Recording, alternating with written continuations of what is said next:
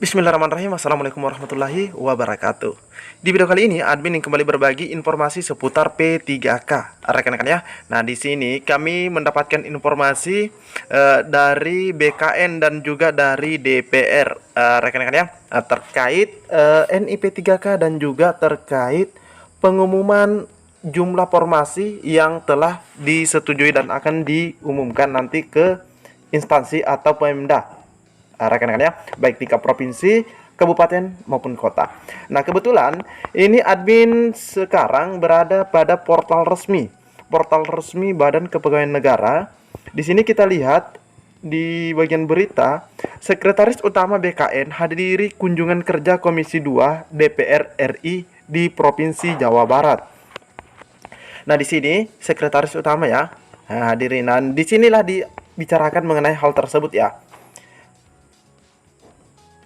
Humas BKN, perkembangan penetapan nomor induk pegawai pemerintah dengan perjanjian kerja atau NIP 3K wilayah kerja provinsi, kabupaten atau kota di Jawa Barat, hasil seleksi calon P3K tahun 2022, disampaikan Sekretaris Utama Badan Kepegawaian Negara atau BKN, Imas Sukmaria, pada kegiatan kunjungan kerja reses Komisi 2 Dewan Perwakilan Rakyat Republik Indonesia masa persidangan 5 tahun 2022-2023 ke Provinsi Jawa Barat di ruang rapat Papandayan di kantor Gubernur Provinsi Jabar atau Jawa Barat pada hari Selasa 18 Juli.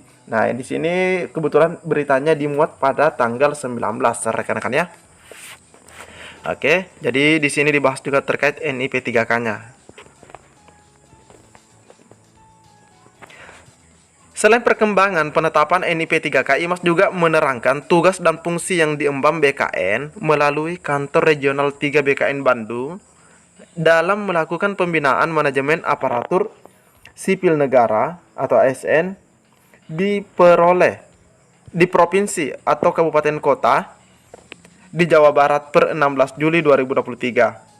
Jumlah ASN di provinsi, kabupaten, kota di Jawa Barat, nah ini jumlahnya ada 314.392 orang. Luar biasa rekan-rekan ya. Di provinsi Jawa Barat jumlah ASN-nya itu ada 314.000 totalnya.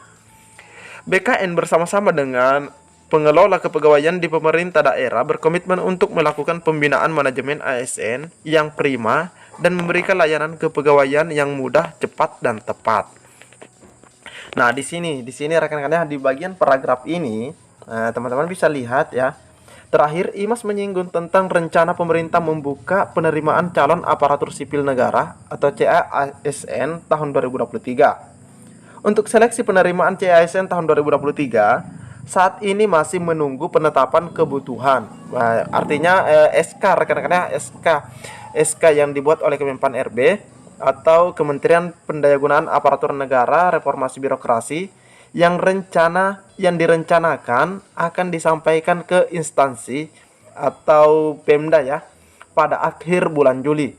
Pada akhir bulan Juli, jadi kita bisa mengatakan ya mungkin tanggal 28, 29 atau tanggal 30 begitu rekan-rekan ya. Intinya ada di akhir bulan Juli, teman-teman nanti akan melihat berapa jumlah formasi yang disetujui oleh Menpan RB. Nah, baik misalnya guru PJOK di sekolah dasar, di sekolah menengah pertama, sekolah menengah atas, atau SMK begitu rekan-rekan ya. Nah, semuanya nanti akan terlihat totalnya berapa, terus tiap jabatannya berapa dan penempatannya di mana. Nah, nanti ini rekan-rekan ya, di akhir bulan Juli nanti akan diumumkan rencananya ya. Nah, di sini direncanakan akhir bulan Juli dan semoga saja itu tidak mundur rekan-rekan ya. Semoga tidak mundur. Begitu nanti sudah disampaikan ke instansi, maka rekan-rekan siap-siap untuk pendaftarannya. Nah, itu rekan-rekan ya, karena jika sudah dikeluarkan SK penetapannya, kebutuhan formasinya oleh Kemenpan RB. Nah, nanti teman-teman bisa melihat di sana. Nanti kita juga akan bantu share berapa yang dibutuhkan kuotanya atau berapa yang disetujui. Karena admin lihat contohnya di Jawa Timur itu kurang lebih ada 6.000. Ada 6.000 yang diusulkan rekan-rekan ya. untuk guru. Nah, apakah 6.000 ini semuanya disetujui? Nah, itu yang nanti kita tunggu ketika SK-nya sudah keluar atau surat keputusan penetapannya. Oke, rekan-rekan ya. Nah, oke, jadi ini merupakan informasi menarik dan terbaru dari Badan Kepegawaian Negara, lebih tepatnya oleh Ibu Imas ya, kalau tidak salah namanya tadi Ibu Imas. Oke, rekan-rekan ya. Oke, selanjutnya kita ke informasi lain. Oke, selanjutnya dari media Kompas, di mana Komisi 2 DPR ungkap rencana pengangkatan honorer ke P3K part-time dapat uang, katanya ada uang pensiun. Ini kebetulan informasinya 19 Juli, rekan-rekan ya. Oke, kita cek bersama-sama lagi. Komisi 2 Dewan Perwakilan Rakyat atau DPR RI sedang mengupayakan untuk mengangkat tenaga honorer menjadi pegawai pemerintah dengan perjanjian kerja dengan dua mekanisme, yaitu yang full-time dan part-time. Sebagai informasi, pemerintah melalui Kementerian Pendayagunaan Aparatur Negara dan Reformasi Birokrasi, Kemenpan RB akan menghapus 2,3 juta tenaga honorer pada November 2023 mendatang. Pemerintah dan DPR kini tengah mencari beberapa opsi atau pilihan yang tepat untuk menyelamatkan jutaan tenaga honorer yang terancam kehilangan pekerjaannya tersebut. Nah, dalam hal ini, Wakil Ketua Komisi 2 yaitu Syamsul Rizal menegaskan tidak ada lagi drama pengangkatan tenaga honorer itu. Nah, itu yang diharapkan juga oleh rekan-rekan honorer. Tidak ada lagi istilah dalam Undang-Undang Nomor 5 Tahun 2014 itu istilah pegawai honor. Berubah namanya menjadi P3K dan insya Allah mereka tidak akan diberhentikan kalau mereka menjadi pegawai honorer. Syamsul Rizal usai memimpin pertemuan pada kunjungan kerja reses Komisi 2 DPR RI di Provinsi Riau. Nah, ini pada 18 Juli rekan-rekan ya. Selain itu, Syamsul Rizal juga menjelaskan bahwa nanti akan ada mekanisme tertentu dalam perubahan tenaga honorer menjadi P3K yang saat ini masih dibahas dengan pemerintah. Syamsul Rizal menyebut saat ini ada dua opsi yang digodok oleh DPR, yakni full time dan part time. Nah, ini Kompas juga dapatnya dari portal resmi DPR ya, rekan-rekan ya, yaitu dpr.go.id. Jadi ada dua opsi.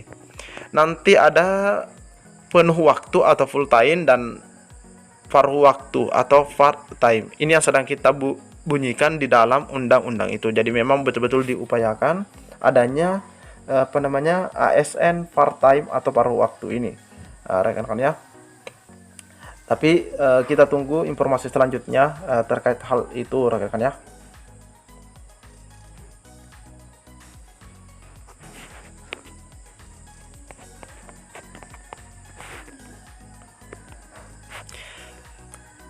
Nah, ia juga menyebutkan akan memperjuangkan hak-hak kepegawaian P3K, salah satunya uang pensiun. Nah, ini yang akan diupayakan juga terkait uang pensiun, sehingga tidak ada kesenjangan dengan pegawai negeri sipil. Pegawai P3K itu insya Allah akan kita usahakan dapat uang pensiun dan boleh meniti karirnya dengan jabatan-jabatan tertentu. Tidak ada beda antara PNS dan P3K. Oke, rekan-rekan ya, jadi ini informasi yang dimuat dari media Kompas dan ini dikutip dari dpr.go.id. Dan terkait penetapan kebutuhan P3K tahun 2023 ini kita tunggu di akhir Juli. Rencananya di akhir Juli sudah diumumkan ke pemerintah daerah atau instansi masing-masing, rekan-rekan ya. Jadi mungkin cukup sampai di sini informasi yang dapat admin bagikan. Lebih dan kurangnya admin mohon maaf. Assalamualaikum warahmatullahi wabarakatuh.